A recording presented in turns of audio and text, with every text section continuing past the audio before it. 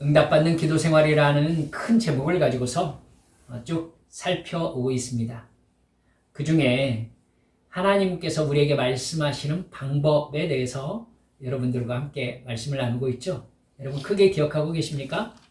하나님께서 우리와 말씀을 나누는, 우리에게 말씀하시는 방법이 첫 번째가 뭐였어요? 성경을 통하여 말씀하심. 두 번째가 기도를 통하여 말씀하심. 그리고 세 번째가 뭐였죠? 세 번째, 교회를 통하여 말씀하신. 그리고 오늘 환경을 통하여 말씀하심. 이렇게 여러분들과 말씀을 나누고 있습니다. 여러분들 교회와 기도와 환경과 교회, 여러분 이 네 가지는요 하나님께서 우리에게 말씀하시는 참 중요한 말씀의 루트입니다.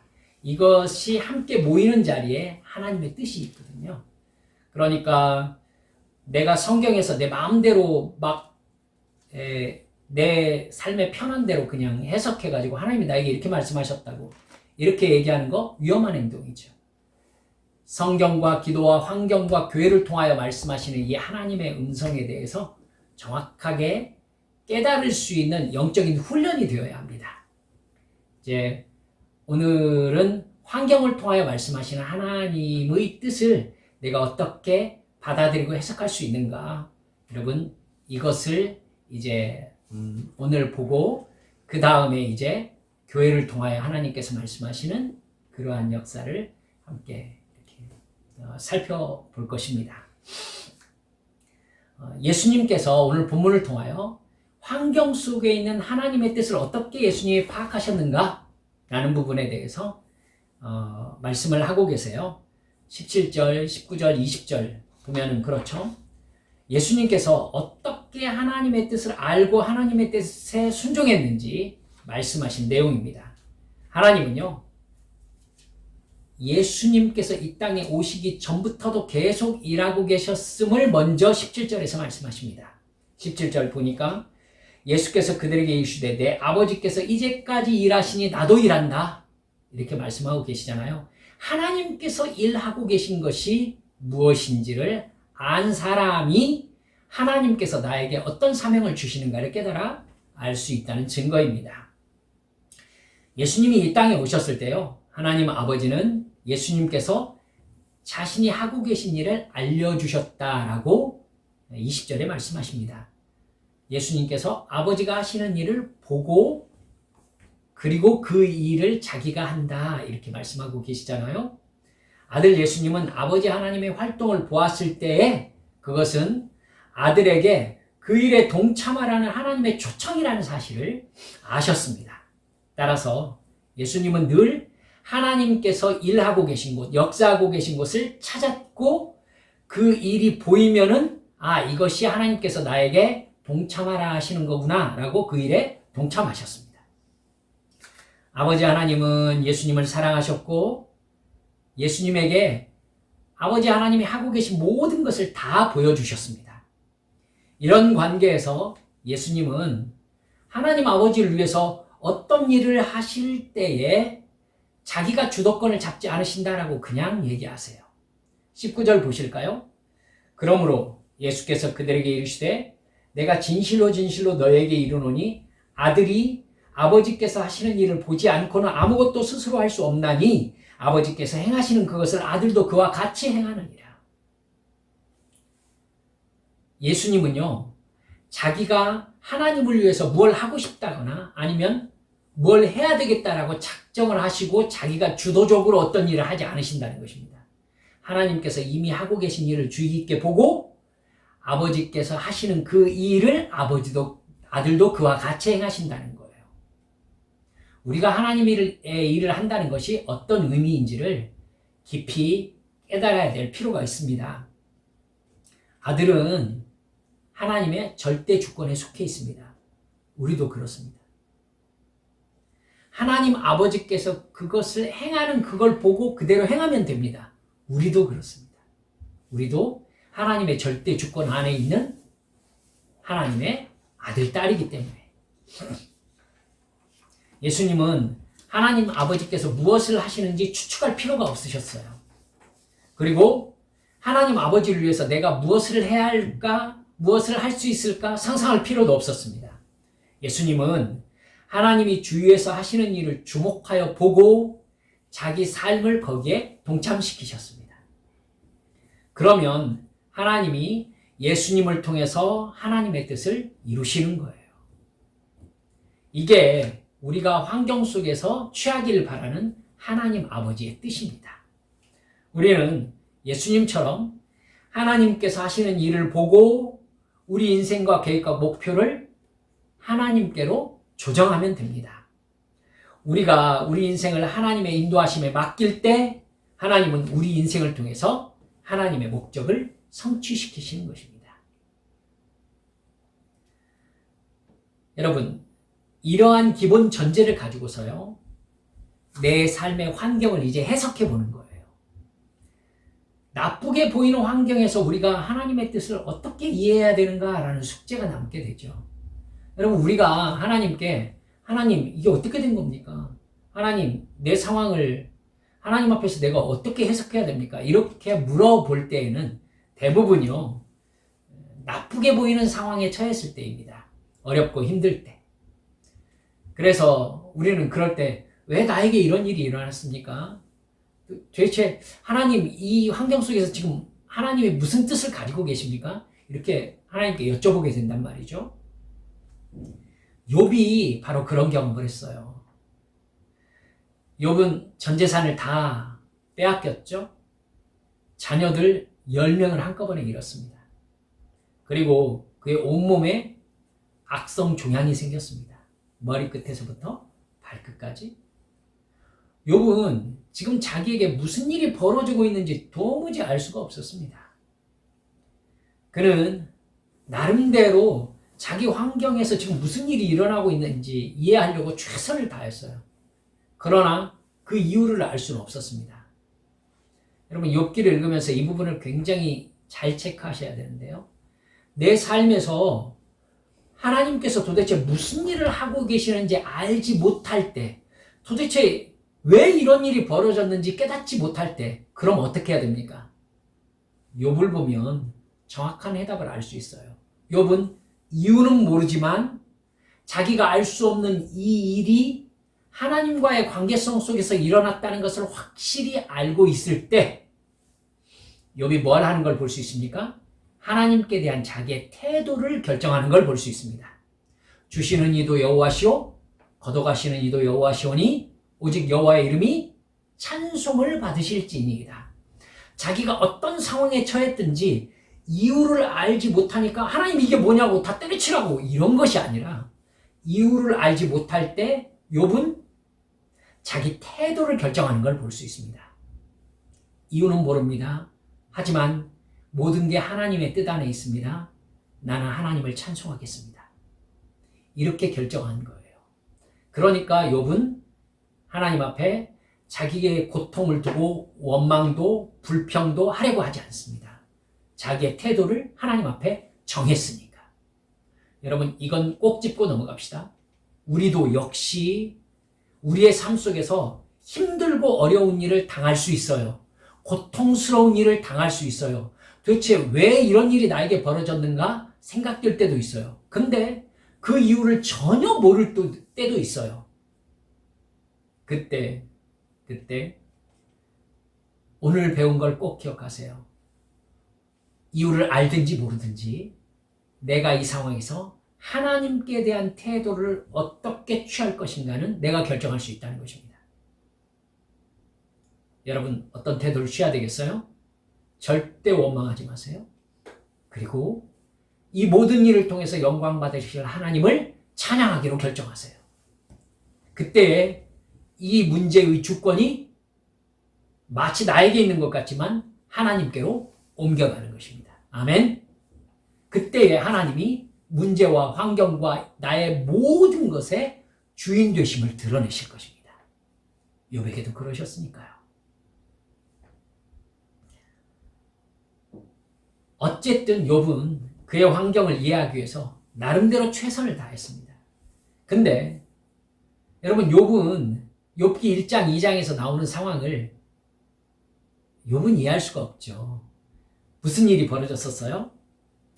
욥이 알지 못하는 상황 속에서 하나님과 사탄이 이야기를 하고 있었죠. 하나님께서 사탄에게 욥이 얼마나 믿음이 좋고 의로운 사람인지 모른다 이렇게 얘기하니까 사탄이 아니 하나님이 그렇게 풍성하게 돈도 주시고 뭐 이렇게 건강도 주시고 이러면서 잘 살게 해주시니까 하나님께 감사하면서 믿음 생활 제대로 하는 거 아닙니까? 그거 없어 보십시오. 욥이 하나님께 뭐가 아쉬워가지고 그러겠습니까? 뭐 이러잖아요. 그러니까 짐짓 하나님께서 그럼 욥에게서 재산과 건강과 그가 가진 모든 것을 뺏어보아라 이렇게 얘기하잖아요. 그래서 사탄이 자기가 가지고 있는 모든 힘을 다해서 욥이 가지고 있는 것을 빼앗았단 말이죠. 이 상황을 욥은 모르고 있어요. 그러니까 사실 하나님의 보이지 않는 영적 세계에서는 어떤 일이 일어났지만 욥은 그 상황을 전혀 모른 채 이 상황을 당하고만 있단 말입니다. 여러분 그때 욥이 내가 어떤 태도를 취할 것인가를 어떻게 정하고 있는지를 주의 깊게 살펴보셔야 됩니다. 우리도 역시 마찬가지예요. 우리도 이해할 수 없는 고통스러운 상황 속에서도 내 태도는 내가 정할 수 있단 말이죠.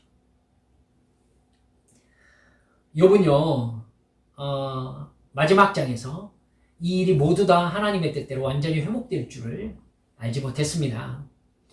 욥의 친구들이 찾아왔죠.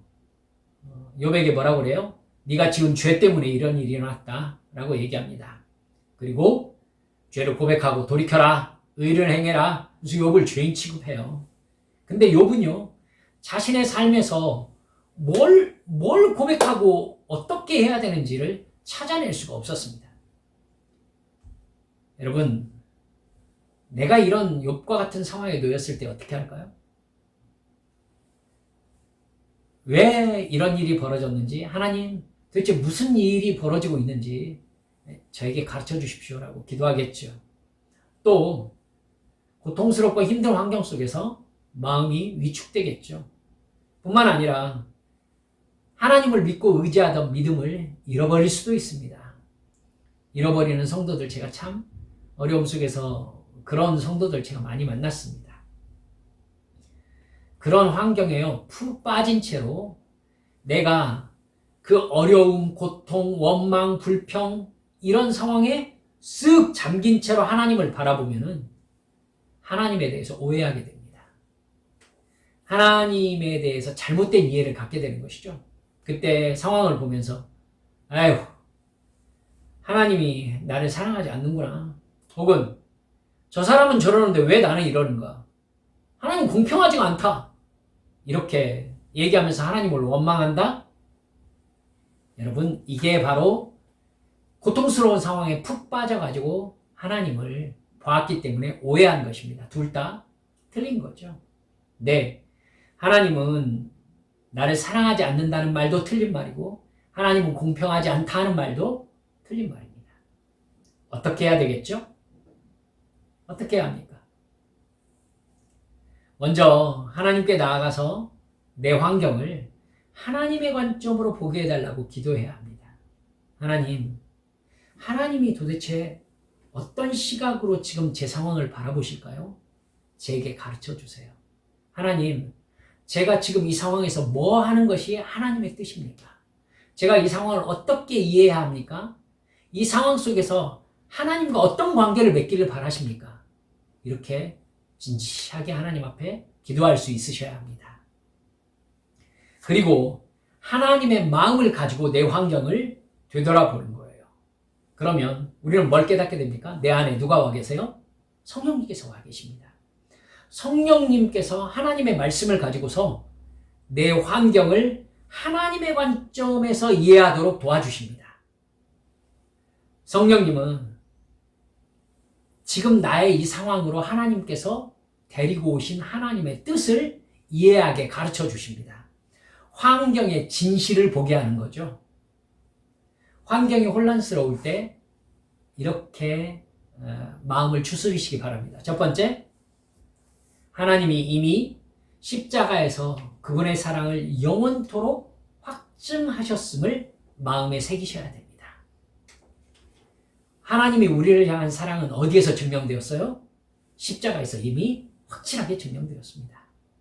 두 번째, 환경에 푹 빠진 채로 하나님이 어떠한 분이신가를 이해하려고 하면은 오해하게 된다는 사실을 기억하셔야 됩니다. 말씀드렸죠? 내가 환경에 푹 잠긴 채로 하나님을 바라보면요, 이스라엘 백성들처럼 원망거리밖에 쏟아져 나오지 않는다고요. 모든 것이 불만족스럽고 하나님께서 불공평하고 나를 사랑하지 않는 것 같이 느껴지니까.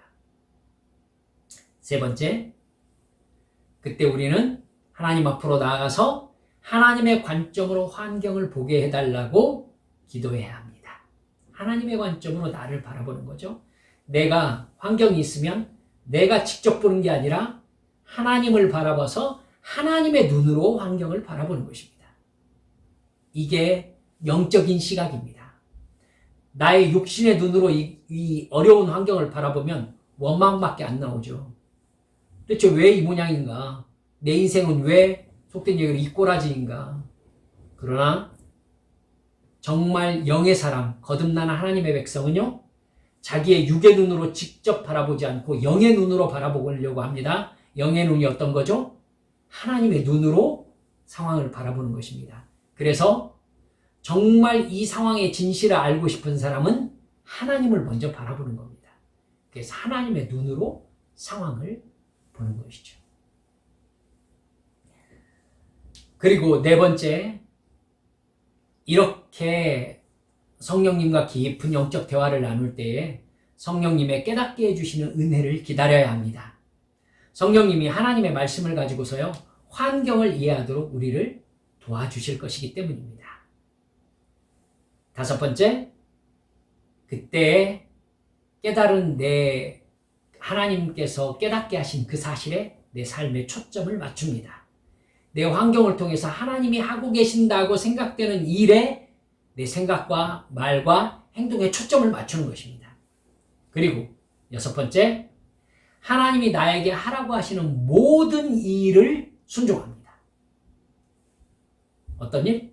하나님이 나에게 하라고 하는 모든 일을 그냥 하는 겁니다. 오전에 살펴봤던 아브라함처럼 하나님이 가라고 하면 생각 없이 가는 겁니다. 아브라함에게 중요했던 건 하나님이 뭐라고 하시는가가 아니라 말씀하시는 분이 하나님이냐가 중요했어요. 하나님이냐만 확인되면은 하라는 모든 것은 아브라함에게 그냥 하는 것이었습니다. 하지 말라고 하면 그냥 안 하는 겁니다. 왜? 하나님이 그러라고 했으니까. 내 상황은 중요하지 않습니까? 예. 일단 나의 상황은 제쳐놓습니다. 하나님이 하라고 하면 그냥 합니다. 하나님이 하지 말라고 하면 그냥 안 합니다. 이 믿음을 가지시라고요. 아브라함이 가진 믿음이 바로 그 믿음이었습니다. 그리고 마지막 일곱 번째, 그 상황에서 그러한 영적인 단계에 갔을 때 하나님이 내 삶을 통해서 하나님의 뜻을 이루시는 것이 경험되어집니다. 여러분, 이렇게 일곱 가지를 여러분의 삶 속에서 환경에 처했을 때에 환경을 해석하는, 또 나의 태도를 정하는 그 지침으로 삼아주시기 바랍니다. 하나님께서요, 우리에게 성령의 감동하심으로 깨닫게 해주시기 전에는요, 우리는 내가 처하는 환경 속의 진실을 알 수가 없습니다. 출애굽기 5장에서 6장에 보면은요, 정말 이해하기 힘들었을 것 같다라는 상황이 발생을 합니다. 모세는 하나님께 지시받은 대로 파라오에게 가서 이스라엘 민족을 해방시키라고 하나님의 말씀을 전합니다. 여러분, 지금 이번 주에 읽으셨잖아요. 모세가 하나님께 지시받은 대로 이스라엘 백성들을 해방시켜라. 그들이 나가서 여호와 하나님을 경배할 것이다. 라고 파라오에게 얘기하자 파라오가 어떻게 합니까? 니들 한가하구나. 이렇게 받아들입니다. 니들 한가하구나. 야, 너희들 지금 시간이 남는 모양인데 이스라엘 백성들이 벽돌 만들 때 지푸라기를 주지 마.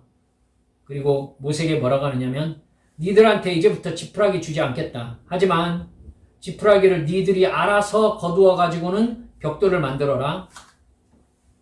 너희들에게 예전에 바치던 그대로의 벽돌을 바치지 않으면 너희들 가만두지 않겠다.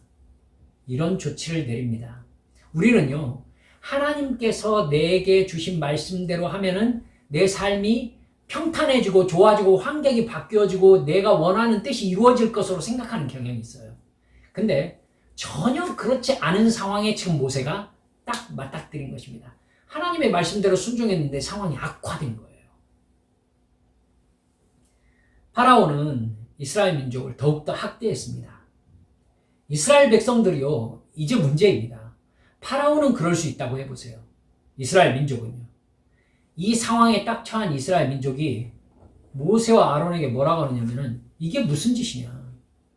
여호와 하나님이 우리를 구원하신다고 얘기하면서 우리를 죽일 듯이 쥐잡듯이 우리를 저렇게 학대하지 않느냐. 우리가 언제 너희들 따라가지고는 해방받고 싶다고 했느냐. 그냥 이집트 섬기면서 살고 싶다. 그냥 아무 일 없이 그냥 지내게 해달라. 너희들 때문에 우리가 더 고통스럽다. 이렇게 얘기한 겁니다. 모세와 아론의 마음이 어땠을까요? 모세는요, 하나님을 이해할 수가 없었어요. 그래서 출애굽기 5장 22절, 23절을 보면 주여 어찌하여 이 백성이 학대를 당하게 하셨습니까? 어찌하여 나를 보내셨습니까? 내가 바로에게 들어가서 주의 이름으로 말한 후로부터 그가 이 백성을 더 학대하며 주께서도 주의 백성을 구원하지 아니하시나이다. 이렇게 하나님 앞에 얘기합니다. 그럴 수밖에 없죠. 하나님, 지금 저한테 일을 해결하라고 하신 겁니까? 악화시키라고 한 것입니까? 이렇게 하나님 앞에 얘기한 겁니다. 모세는 너무 실망해가지고 나를 왜 보내셨습니까? 이래요. 사명을 포기하고 싶은 거죠. 근데 그런 모세에게 하나님은 모세를 꾸짖거나 벌을 내리지 않습니다. 하나님께서 지금 뭘 하고 계신지를 자세히 설명해 주십니다. 하나님은 이스라엘 백성들이 하나님의 위대하심과 강하심을 깨닫게 되기를 원했어요. 그래서 파라오의 악한 대로 그냥 내버려 두셨어요. 이런 반응이 일어날 것이다. 그러나 그가 고집을 부리다가 여호와 하나님이 어떤 분이신지를 깨닫고 그 안에 완전히 굴복하게 될 것이다. 그래서 이스라엘 백성들은 그들을 구원하는 존재가 만군의 여호와이신 것을 깨닫게 될 것이다. 그 일을 위해서 파라오가 네 말을 거절하도록 내가 내버려 둔 것이다. 이렇게 말씀하시는 것입니다. 하나님의 뜻을 알 수 없는 혼란스러운 상황에 고통스럽게 내버려진 느낌이 들 때가 있습니다. 우리도. 원망과 의심, 포기로 나가기가 좋죠. 절망이 되니까요. 근데 그래서는 안 돼요. 그때 오히려 우리는 하나님께 더 가까이 나아가서 제 환경 속에서 하나님, 제가 진짜 뭘 느껴야 되고 뭘 바라봐야 됩니까? 이렇게 물어봐야 됩니다. 도대체 왜 이러셨습니까? 이게 아니라 주님, 내가 바라봐야 될 게 무엇입니까? 내가 어떤 마음을 품어야 됩니까? 주님, 이 환경이 나에게 얘기하고 있는 진실을 내가 알게 해주십시오. 이렇게 기도해야 되는 것이죠. 하나님의 관점을 깨닫게 해달라고 기도하면서 기다리는 겁니다. 여러분 해보셨지만 이거 힘들고 어려운 일입니다. 하나님이 하나님 중심이 되어서 자기를 부인하고 하나님의 뜻을 택하고 하나님을 따르는 믿음을 가진 사람이어야만 이런 태도가 가능합니다. 상황이 아니라 하나님을 바라볼 때 가능한 거죠. 하나님 사랑의 눈으로 너를 어느 때나 바라보시고 하나님 인자한 눈길로 언제나 너에게 기울이시니 너는 어느 곳에 있든지 주를 향하고 주만 바라볼지라. 그렇습니다. 나의 어떤 상황도 하나님의 사랑의 결과라고 믿기로 작정한 사람이 하나님께서 저에게 보여주셔야 될 걸 제가 보게 해주세요. 이렇게 하나님께 요청할 수 있게 되는 것입니다. 하나님께 내 입장과 내 기분과 내 관점을 설명하면서 하나님을 내가 바라는 상황으로 만들어 주시기를 자꾸 설득하려고 하면요, 하나님이 해석해 주시는 이 상황 속의 진실을 듣지 못하게 될 수 있습니다. 하나님이 주인이십니다. 우리는 하나님의 것입니다. 주의 양이에요. 예수님께서 우리의 목자이십니다. 예수님께서 우리의 삶을 인도해 가시는 그 방향 속에서 일어나는 모든 일들은 주님이 뜻이 있으신 겁니다. 주님께 뭐라고 기도해야 돼요? 그 뜻을 내가 알게 해주세요. 그 뜻을 알게 해주세요. 그래서 내가 무엇을 해야 될지를 깨닫게 해주세요. 무엇이든 순종하겠습니다. 이렇게 가는 거죠. 이게 환경을 해석하는 영적인 시각인 것입니다.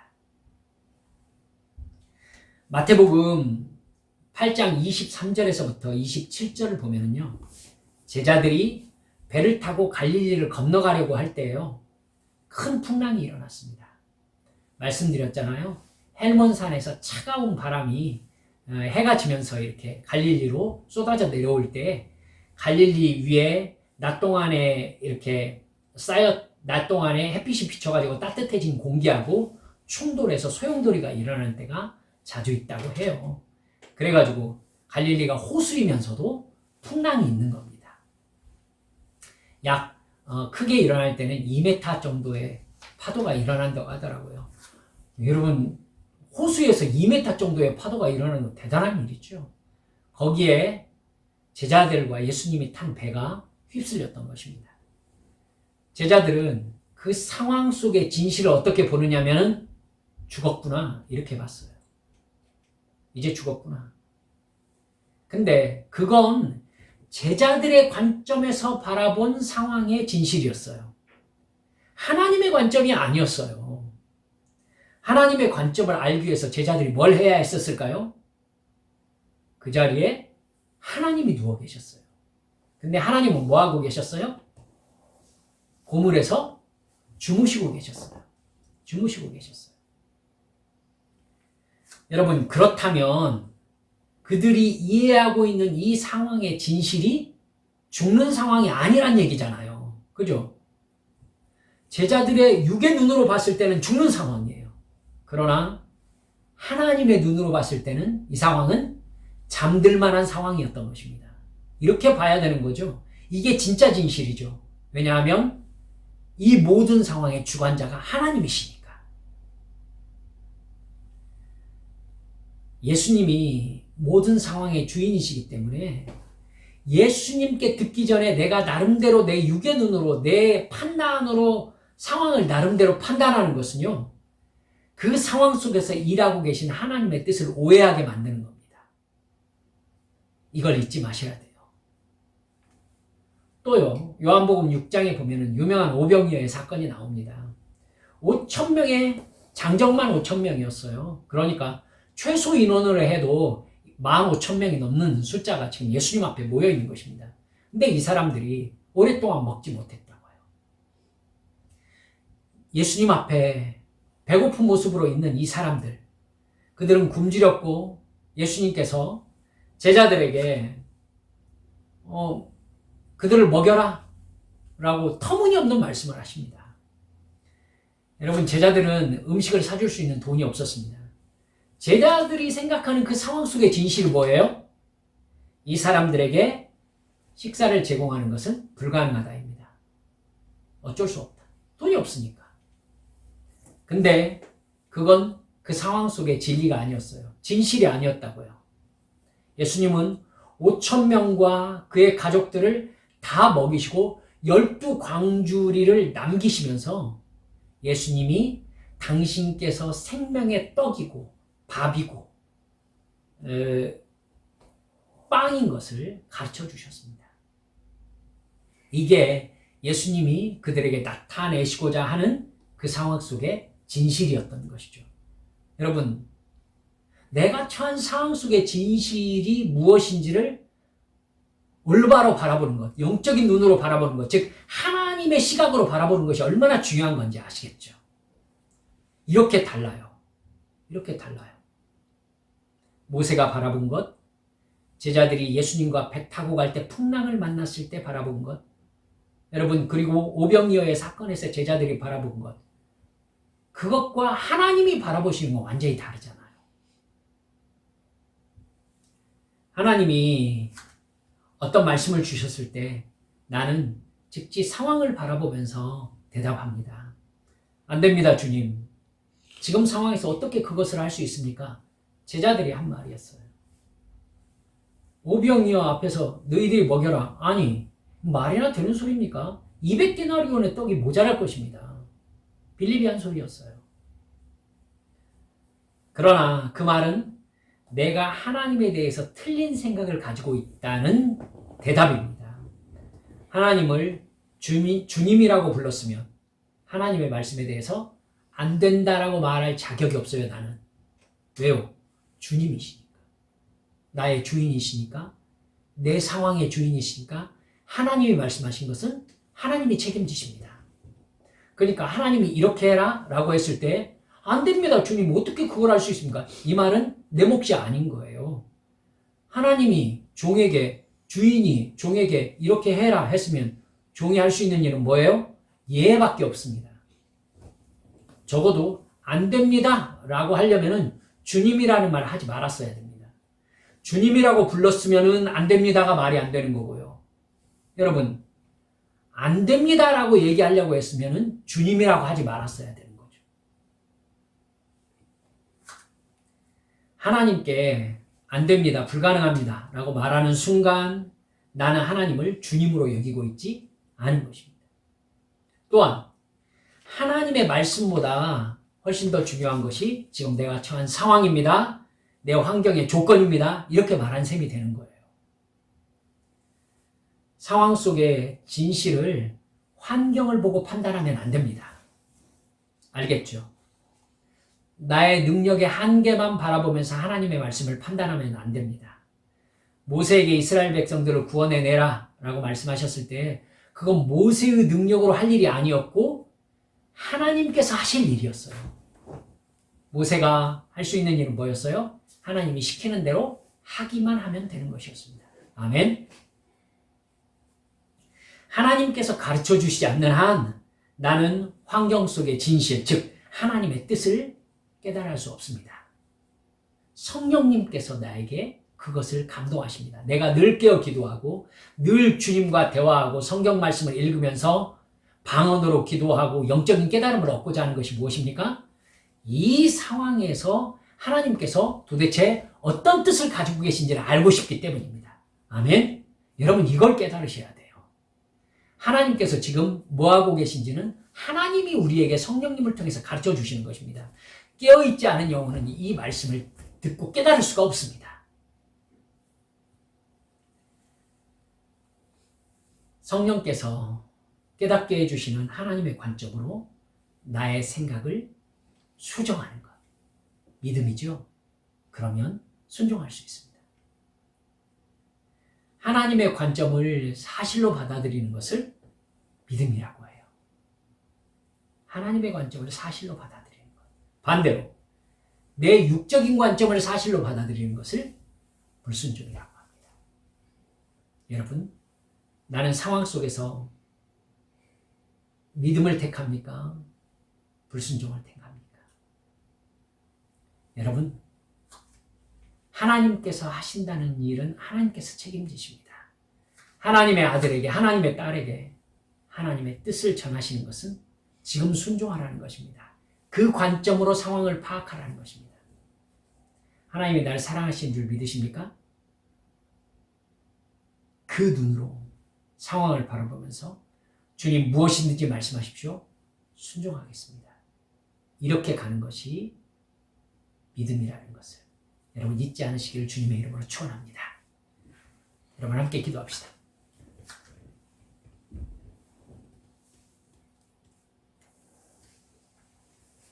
여러분, 우리 하나님께서 우리에게 내가 어려운 상황에 놓였을 때 이 상황을 어떻게 분별해야 될지를 오늘 말씀을 통해 가르쳐 주셨습니다. 여러분, 내가 바라는 것을 하나님께 강력하게 요구해가지고 하나님이 응답하게 하는 것, 이게 믿음이 아니에요. 어떤 상황이든지 하나님께서 이 상황이 되게 하신 이유가 있어요. 그 이유를 깨닫고 하나님의 눈으로 이 상황을 받아들이고 하나님께서 원하시는 행동을 할 수 있게 되는 것. 이게 하나님의 종이요, 하나님의 자녀요, 주님의 신부로서의 해야 될 믿음의 행동인 것입니다. 여러분, 이 시간 우리 주님 앞에 함께 기도하시면서 주여 이 영적인 분별력이 저에게 있게 해주시옵소서. 주님, 깨달아 알게 해주옵소서. 내가 처한 상황 속에서 하나님이 무엇 하기를 원하시는지, 또 하나님이 지금 무엇을 하고 계시는지 올바로 깨달아서 순종함으로 말미암아 하나님께서 이루시고자 하는 그 뜻에 제가 붙잡힌 삶 살게 해주시옵소서. 이 시간 주님 앞에 함께 소리내어 통성으로 기도하시겠습니다. 기도합니다.